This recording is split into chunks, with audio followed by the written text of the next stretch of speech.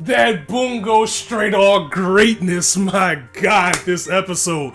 It's not even this episode. What's going to happen next week is going to be so great that it's going to have to be a live react. It's going to have to be, as it is my all-time favorite part of the manga. I really want to spoil it for the anime onlys, but I can't spoil this greatness for you if you don't know what's coming. But anyway, what's up everyone? It's your boy Infrar-Ed. Welcome to the Scott Reports. Today I'm bringing you an anime review of Bungou Stray Dogs episode 20, season 2, whatever episode it is by now, I don't know. But either way, alliance is coming, people, and what Fitzgerald has planned, it is going to take the combined might of both Port Mafia and the Armed Detective Agency to get out of this alive, because what he has going is pretty big, and what's going to happen next week is going to be a fusion of that. Man, I cannot wait to get to it. This might actually only be my second review of Bungou Stray Dogs because the scheduling for it has been so weird that 1 week it comes on Wednesday, 1 week's Friday, 1 week's Monday. This is all over the place. Like this one came out like midnight or something, so technically Saturday. I don't know what's going on with the schedule, but they need to definitely get it in order because it's just throwing everything out of whack, but I'm still hyped for it nonetheless. And we got a very solid episode this week. As you remember at the end of last week, Fitzgerald confronted Atsushi, and thankfully he was saved by Kyoka. She came in and made the clutch save for him.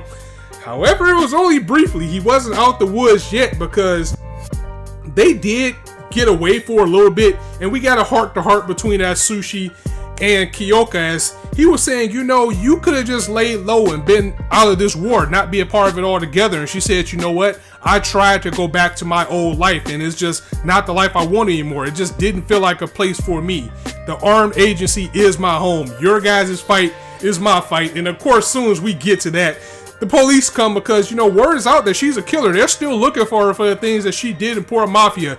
And it's trained in her mind to always defend herself. So she didn't go away cleanly. She started taking some people out as soon as they started to draw their guns to apprehend her. And that's when things get worse because when they think they're getting away, here comes the guild. There's Fitzgerald again. Both Kyoka and Atsushi was shot by that boy Mark Twain with his ability Huck Finn and Tom Sawyer. And basically he is a sniper. He's a deadly sniper and his bullets are two little ghosts to Huck Finn and Tom Sawyer. Really cool. So he can control where those go. They ride bullets like little planes basically. So not only is he a good shot, he has his ability to make things even better as well. They show up. Then we get Moby Dick. We get Neville. We get Neville with Moby Dick basically coming up, and this is a massive air fortress in the size of this whale. They kidnap Atsushi, take him away, so he had a little bit of life. He had a little bit of breather, but not too much, as almost immediately, like in the next scene, he gets kidnapped, and this is where the episode gets rolling from here. And of course, there's always other little things going around with the story with other characters as well. For example, Hawthorne wants to take revenge for what happened with Margaret. He wants to take it himself without the help of Fitzgerald. He feels this is his fight to take care of because she's a critical condition, which leads me to actually wanting to talk about Fitzgerald for a little bit because he's an interesting character. Yeah, he believes he can buy anything. He comes off as an asshole, but you can see a little bit of honor there with him because he's not exactly at war with the Armed Detective Agency. They're just there in the crossfire, but he is at war with Port Mafia. And he says that everybody in the guild is his property. You all belong to me. Anything that's mine, I'm going to take the war to. These people are trying to take what's mine. They're trying to destroy what's mine. And even though he's referring to the guild as property, you can kind of look at it in a bad way, but at the same time, he still wants to preserve and make sure that they're taken care of. And he's going to come through this battle on top no matter what with the money that he has, because money is power with this guy. You're going to see that. So he comes up with this plan to pretty much wreck everything. He's going to burn the cities to ashes. He's going to take it down. The way he's going to do it comes in a plan that's going to fuse two abilities. It's going to be the Grateful Rasp ability and Q, you know, a little kid with the doll who can possess people, make them see hallucinations, go crazy, do whatever with damage. So Q was kidnapped because he actually tried to take the fight to Hawthorne, but he failed. So he's kidnapped. They got him holed up in Grapes of Wrath. And I'm gonna go through this a little bit slowly because it kind of got me. I get the gist of it, but it's kind of hard to explain. He's gonna use Grapes of Wrath, and he has that going through the entire city. He has Q fused into the tree. So whenever a tree takes damage, Q is taking damage. And whenever Q goes into a certain state, like how can I explain it? He's basically saying that if they had that little doll, if they tear the head off the doll, anybody that has that mark on them is affected by Q's ability.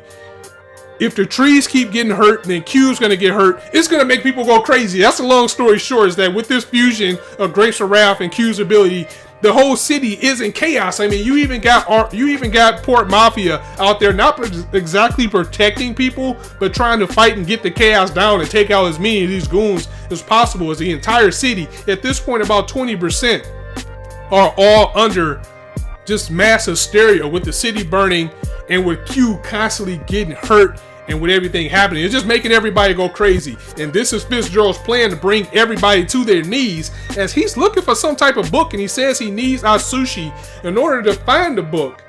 And something that's pretty interesting, and it hasn't been that long since I read the manga, but I felt like they maybe skipped something, because Atsushi gets kidnapped and then they go ahead and they skip like 1 week later. I feel like something was going on between that, especially what they're building to for next week. Maybe it will get fleshed out, maybe they'll go back and do some things, but it's a whole week of time gapped out. Now, Atsushi was able to escape custody with the help of Lucy. Remember the little girl from the finale? They had the red hair and the braces, and she can put you into that little playhouse world with her ability. Through their bonding of both being orphans, both of them being abused, both of them knowing what it's like to be hurt and alone, she had that kinship with Atsushi once again, and she opened up that little world and encased herself in it, gave him a parachute and the way out, and told him that he needs to get that doll out of here. The ultimate plan is for him to escape and get the doll to Dazai so he can use No Longer Human and negate the plan altogether. And you know, he was kind of worried about her. He was like, well, you're either going to be stuck in this world, or if you get out, the guild are going to take you out, so no matter what, you need to come with me. But she was like, silly, don't worry about me, go. So maybe this is her way of redemption for being in Port Mafia and the type of things that she was doing, but she was able to get him free. And we get to see Atsushi actually embrace the tiger within, making himself stronger as he's landing. He's making his free fall, and all while that's going on, he's getting shot at by not only his big ass air fortress in the air from Melville, but you also got Mark Twain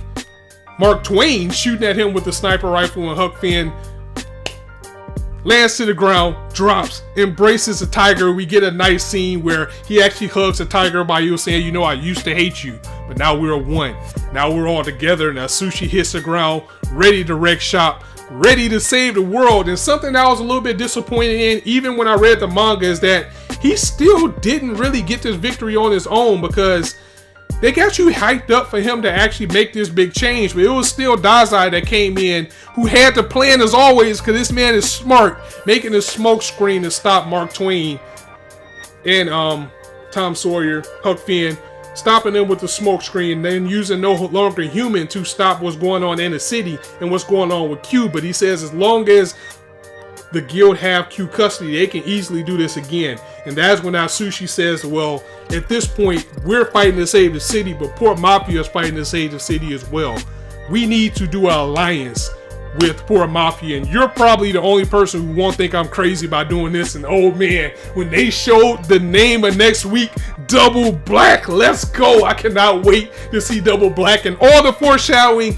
It's little bits in the opening about what Double Black could mean in the future and the past. Oh man, I cannot wait. And then we're also greeted by a quote from the actual author who Atsushi's based off of, where it says the head will hurt, but never the blood. And that was kind of the basis of this episode. Nice little bit there. Double Black next week. Let's go.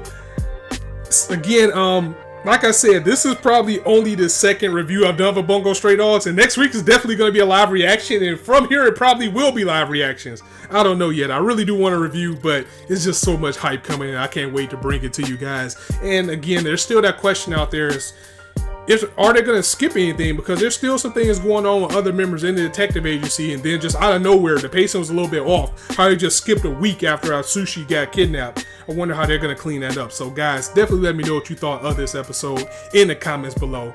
If you like this video, go ahead and drop a like, and if you want to hear more, go ahead and hit that subscribe button, as there's not a shortage of content for you guys to indulge on this channel. As a matter of fact, I need to go ahead and get to Magical Girl Raisin Project, because I'm pretty sure this week is going to be crazy. Of course, there's that live reaction of Dragon Ball Super coming later. And tomorrow, of course, we're going to get it in with Gundam and possibly Ajin. We just have to see how things go. So I'm going to go ahead and end it here. As I always say, you guys can be anywhere on YouTube right now, but you chose to listen to me. And I really appreciate that. So thanks for stopping by. On that note, it's your boy Infrar-Ed signing out. See you soon. Double black hype.